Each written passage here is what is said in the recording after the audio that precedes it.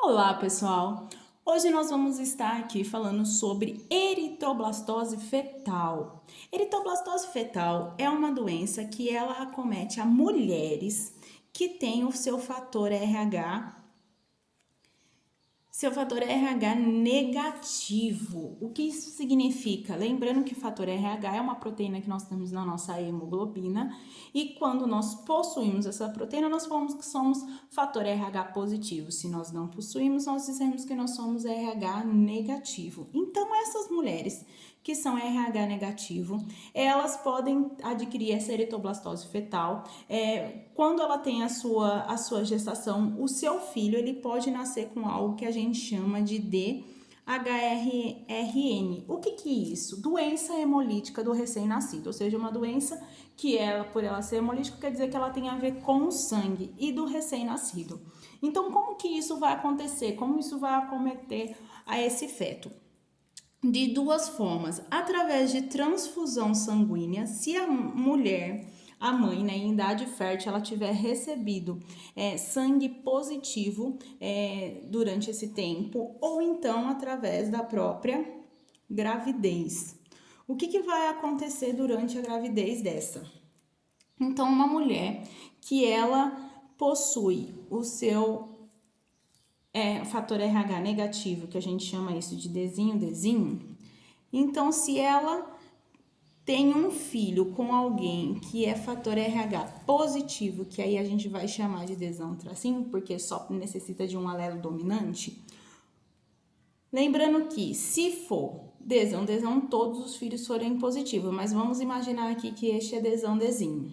Então, esse primeiro filho que vai nascer aqui, se caso seja uma criança positiva, o que vai acontecer? Por ela ter fator RH positivo, a mãe ela vai começar a produzir algo que nós chamamos do quê? De um anticorpo chamado anti-D.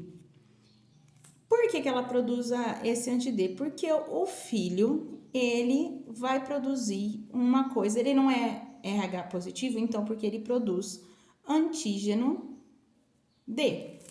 Então, como ele produz esse antígeno D, a mãe, no momento do parto, como existe uma troca sanguínea entre o filho e a mãe, ela começa a produzir esses anticorpos anti-D. Quando ela tem o seu segundo filho, vamos imaginar aqui que é uma menina também, lembrando que aqui não é herança ligada ao sexo, então realmente se é menino ou menina não vai interferir.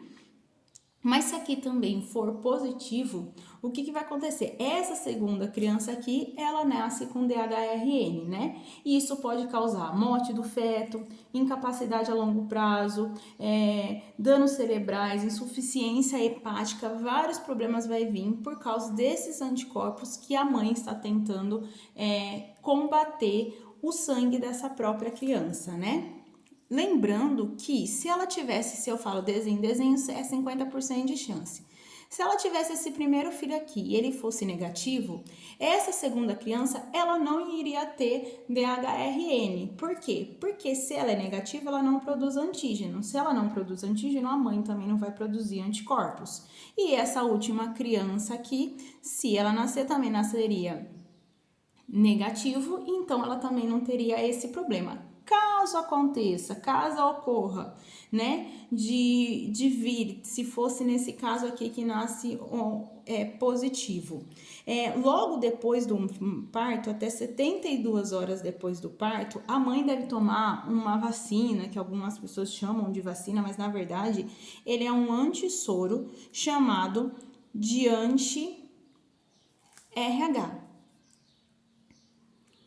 Então, quando ele toma esse anti-RH negativo, isso vai impedir a mãe de produzir anti-D, não permitindo assim que o filho tenha a doença hemolítica do recém-nascido. Então, geralmente, quando a mãe já sabe que está grávida, ela já começa a tomar esse antissoro, na hora do parto ela toma para que esse problema não venha acontecer com os fetos. Então, pessoal, isso foi sobre eritroblastose fetal. Espero ter ajudado um pouquinho vocês. Continuem estudando e nós nos vemos na próxima.